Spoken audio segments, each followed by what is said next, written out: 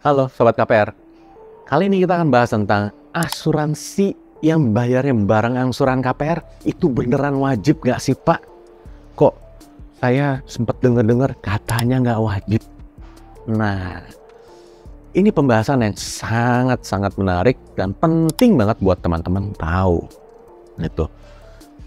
Yang pertama kali teman-teman harus lakukan untuk mengetahui apakah ini adalah asuransi yang wajib atau tidak adalah teman-teman harus ngecek dulu sebenarnya asuransi yang saya bayarkan, apakah ada dua asuransi yang terkait asuransi jiwa kreditnya. Apakah ada yang sudah saya bayarkan secara lunas dan beres dari awal? Kedua, ini sedang saya bayarkan terus setiap bulan.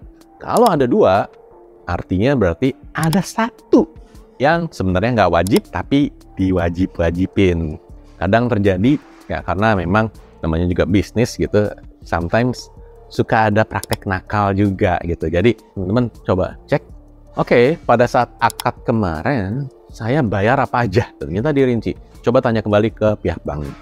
Dan kalau ternyata ada pembayaran premi asuransi jiwa kredit, langsung teman-teman saya minta dong kopi polisnya seperti apa gitu. Setelah dapat kopi polisnya, teman-teman pelajari lebih lanjut dan bandingkan dengan asuransi yang dibayarin setiap bulan bareng sama angsuran KPR. Kenapa saya bilang sebenarnya harusnya ada yang nggak wajib? Karena umumnya nih yang judulnya asuransi jiwa kredit tuh sudah harus dibayarkan secara sekaligus di depan gitu. Jadi pada saat teman-teman ngambil KPR misalnya 20 tahun, teman-teman udah bayar premi asuransinya sekaligus untuk masa 20 tahun tersebut. Jadi nggak ada lagi yang dipotong lagi per bulan. Karena begini logikanya, di saat teman-teman bayar per bulan, kalau tiba-tiba teman-teman lagi nggak punya uang untuk bayar asuransinya, bayar angsuran, kan nggak ada pembayaran tuh. Jadi istilahnya KPR-nya jadi nunggak. Nah, premi asuransinya juga bisa jadi lapse atau menjadi tidak berlaku. Nah, kalau kondisinya jadi tidak berlaku, terus tiba-tiba amit-amit nih, teman-teman kena musibah lagi gitu, sampai meninggal dunia. Lah, ini kewajiban KPR-nya yang bayar siapa? Kalau dari pihak bank kan sederhana, nggak mau repot. Jadi, yang namanya premi asuransi jiwa kredit itu diminta dibayarkan sekaligus di depan untuk mengcover 20 tahun. Jadi, kalau seandainya ternyata di tengah-tengah teman-teman ada kesulitan membayar, ya yang nunggak cuma masalah nunggak KPR-nya. Tidak sampai membahayakan ke masalah premi asuransi jadi lapse. Karena kalau asuransinya jadi tidak berlaku, bank jadi terbuka pada resiko yang lebih besar. Nah, itu adalah kondisi yang tidak diinginkan oleh bank. Jadi, praktek umumnya, yang namanya asuransi jiwa kredit pasti dibayarin di depan secara sekaligus untuk 20 tahun.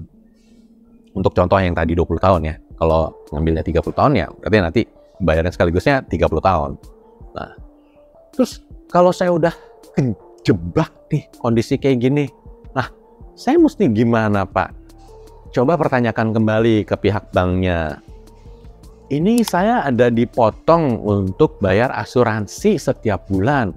Ini asuransi apa ya? Dari perusahaan mana? Cover pertanggungannya seperti apa? Boleh saya minta kopi polisnya? Dan kalau teman-teman sudah ngerasa keberatan juga nih untuk bayarin asuransi yang tambahannya ini, teman-teman bisa bilang, saya keberatan ini untuk bayar asuransi. Ini untuk lanjutin, saya mau berhenti aja deh. Nah, ini teman-teman bisa sampaikan ke pihak banknya, baik itu melalui call center maupun ke bank tempat teman-teman ngambil KPR. Terus kalau banknya bilang, nggak bisa, karena ini terkait dengan KPR, begini.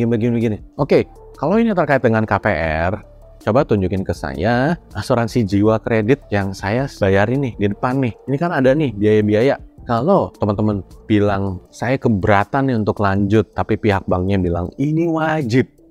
Nah, teman-teman coba lakukan langkah-langkah yang tadi saya uraikan. Mulailah dengan cek lagi pada saat melakukan akad KPR, ada biaya-biaya apa saja sih yang teman-teman bayarkan. Rincikan satu-satu. Oh, ini saya dipotong segini uangnya dari rekening. Ini untuk bayar apa ya? Ini untuk bayar apa ya? Ini untuk bayar apa ya? Kalau di situ ketemu ada asuransi jiwa kredit dan ada asuransi kerugian, normalnya memang ada dua hal itu. Kalau memang sudah ketemu bahwa Oh, ini untuk pertanggungan asuransi jiwa kredit.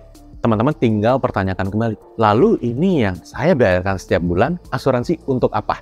Kalau asuransi jiwa kredit yang saya sudah bayarkan di depan ini udah mengcover untuk keseluruhan jangka waktu KPR, kenapa juga saya wajibin untuk bayar bulanan seperti ini? Kalau pihak banknya masih terus berkelit ini dan itu, udah deh, lakukan langkah sakti ini. Adukan saja ke OJK, ke Otoritas Jasa Keuangan, supaya membantu menengahi masalah ini. Karena kita sebagai konsumen tidak boleh dipaksa membeli produk yang tidak kita butuhkan. Kita punya hak untuk menolak tawaran dari bank dalam hal kondisi tersebut bukanlah sesuatu yang benar-benar wajib. Coba libatkan pihak OJK supaya ada pihak yang lebih netral untuk melihat masalah tersebut dan memberikan penjelasan yang lebih menyeluruh.